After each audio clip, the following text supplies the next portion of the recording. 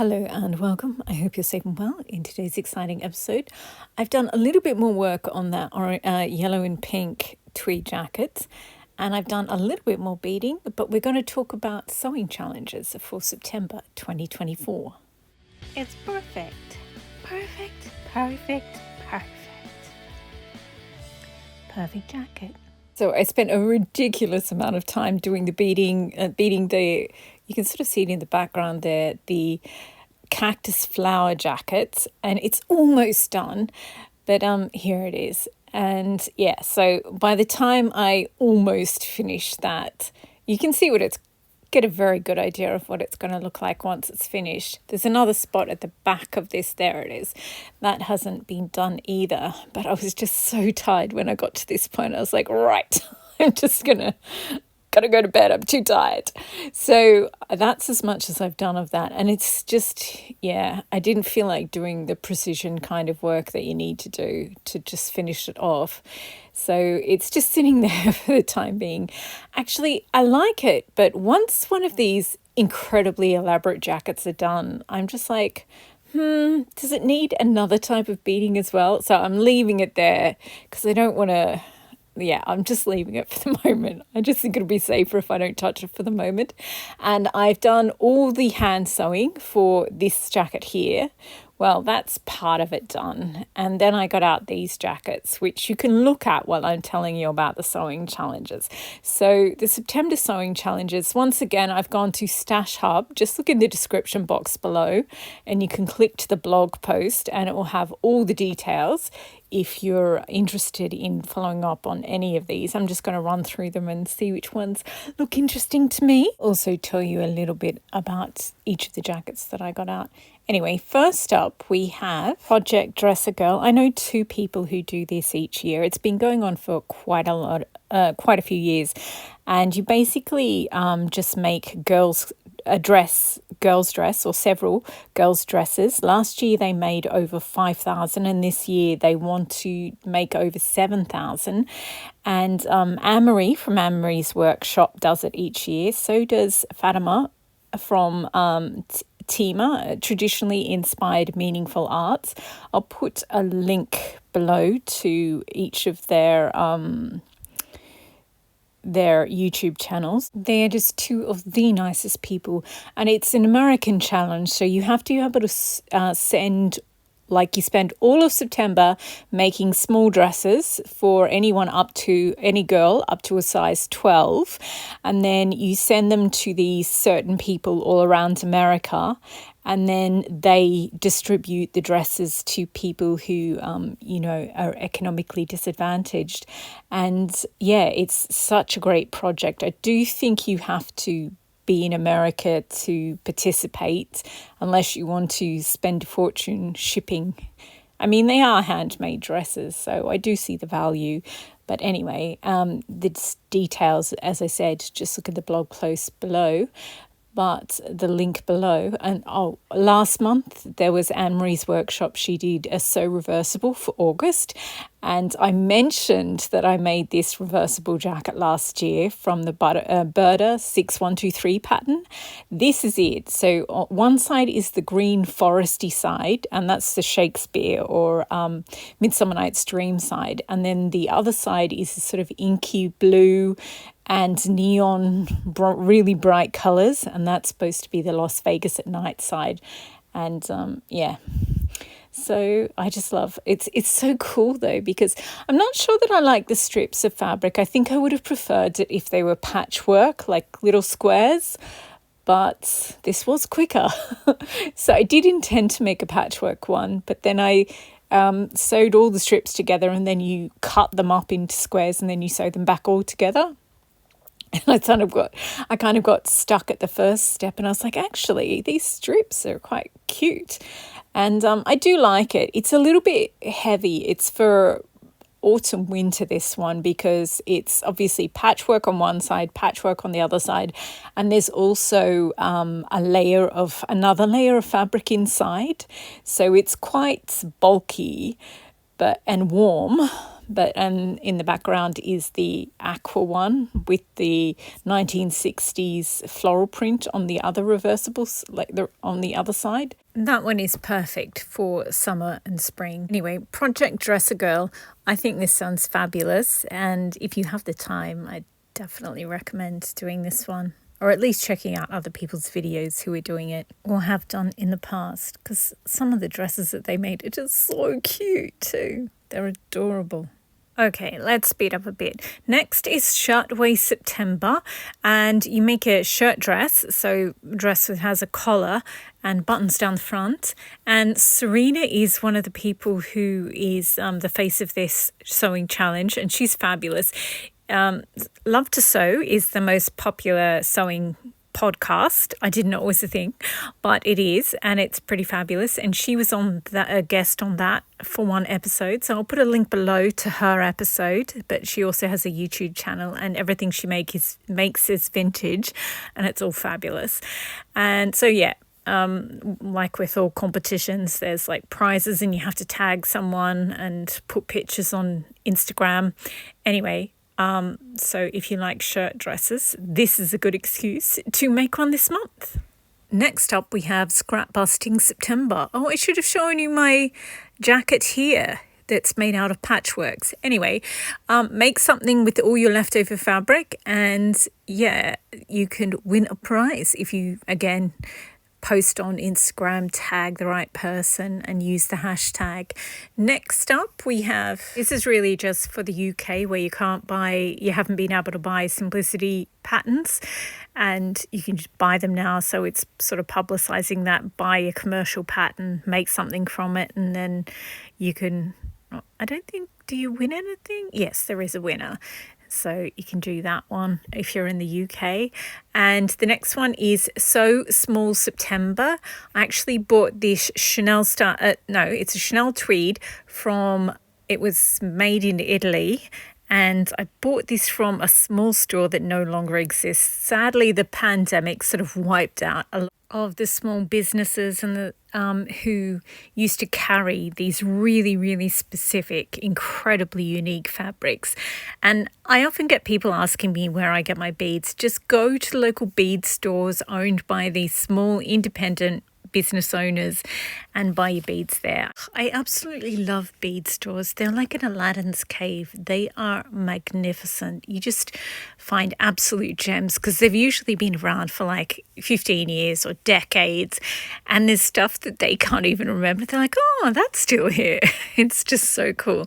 Anyway, the next one is the Precious Fabric Challenge, and you're supposed to use fabric that in your collection that you're sort of a little bit too afraid to use.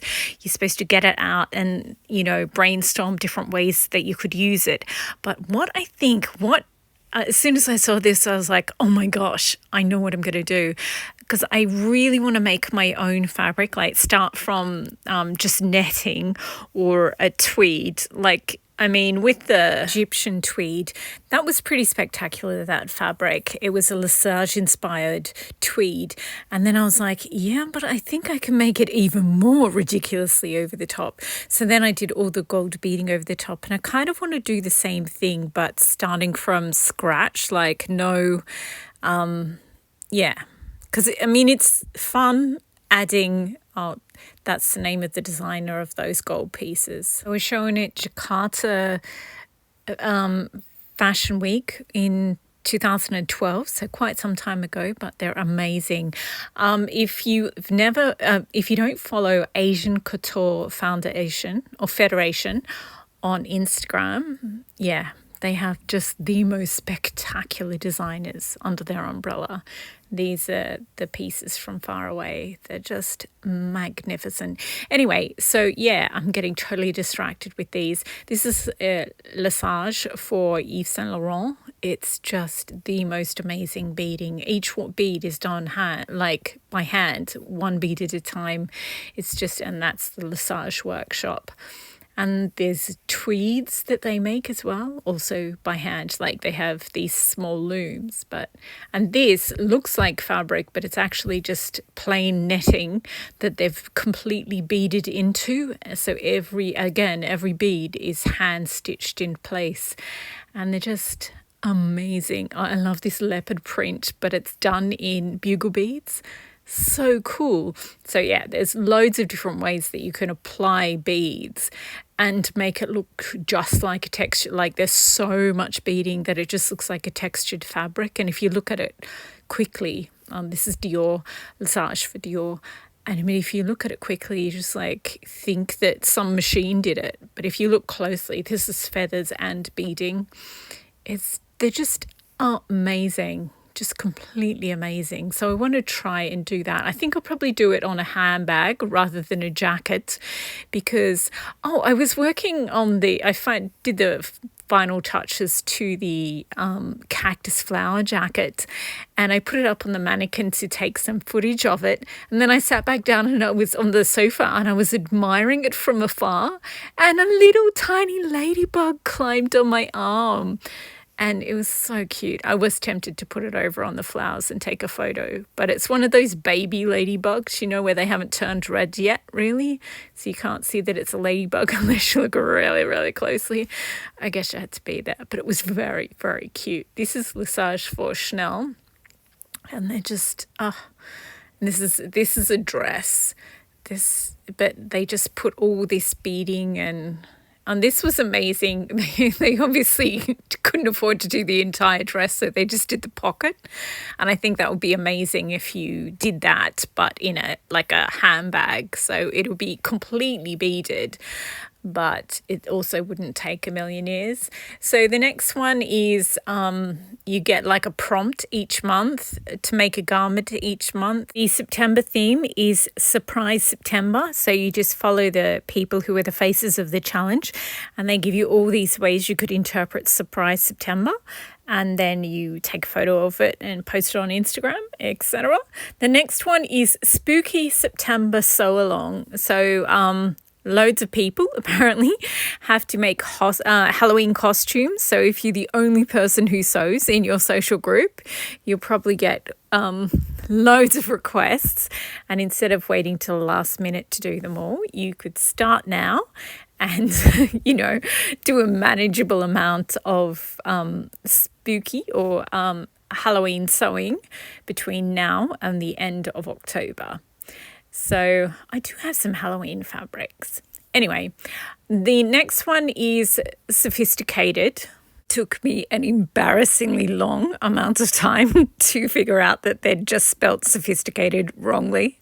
But anyway, this is the opposite of Sophisticated. This is my safari jacket. So it's a linen tweed that looks very 1970s, and it's brown and orange, and it's got orange flags in there as well. It's just the most fabulous tweed. I was like, oh my gosh, how am I ever going to make that look fabulous? And then I bought some toys from the toy section of a department store, and I made it a safari jacket. So it's got lions and tigers and giraffes, and it's got sequins and beads on there on a beaded trim. So I'm thinking of taking it off and just making I've got loads of glass beads in browns, sort of smoky brown colours, so I might remake it. But I don't know. I haven't worn it recently, but I used to wear it quite a lot. And you can't really tell, unless you're up close, you can't really tell that it's like got toys on it. It just looks like a normal jacket. And people aren't really expecting to see toys on there, so it's pretty cool. They're held on with fishing wire or nylon string. Anyway, I'm going to have some orange butterflies left over, so I was thinking about mixing them in with the brown beads.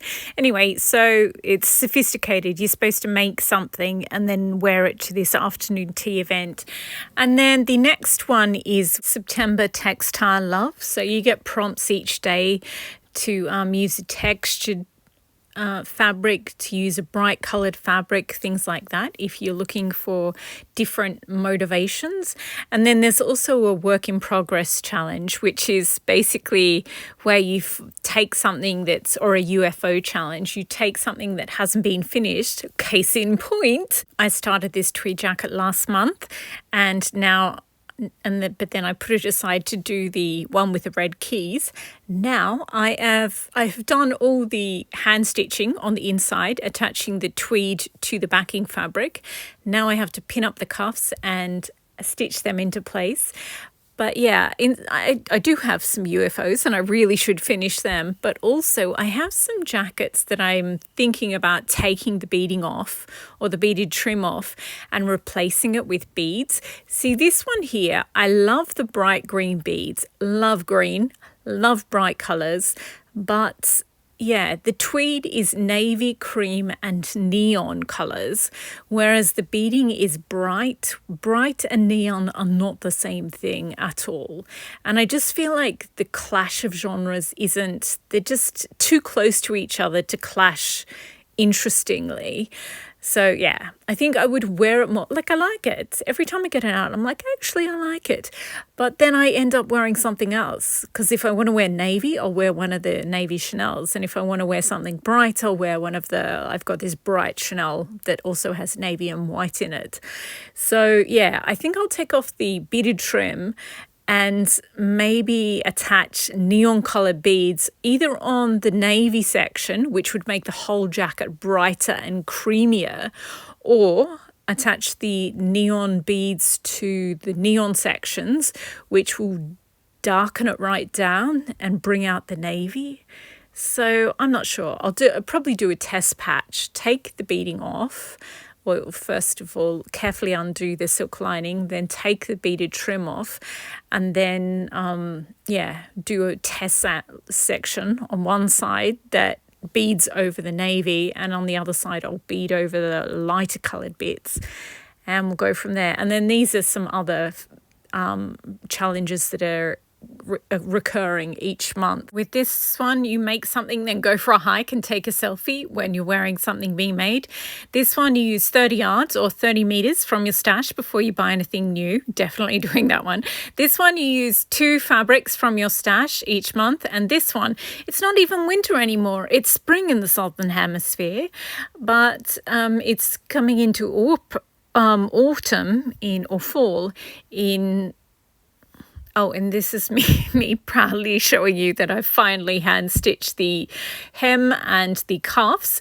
So now the next bit I have to do is the neckline, and then we will be ready to set the sleeves. So that might be the next jacket that you see, or I might save it and include the beading part in one whole video, which you'll see. I haven't actually taken much footage of how I made the jacket, so I may actually have to include some beading in it as well, just to get the video up to a reasonable length. Anyway, that is it for September sewing challenges. And as I said, the link below to all the things that I've mentioned, and check out the other YouTube channels, sewing YouTube channels, because they are all fabulous. I am going to do a separate sewing plans for this month video, but I still haven't decided what my theme is for this month. So that's why I'm finishing that yellow and pink tweed, because that was already half made as well.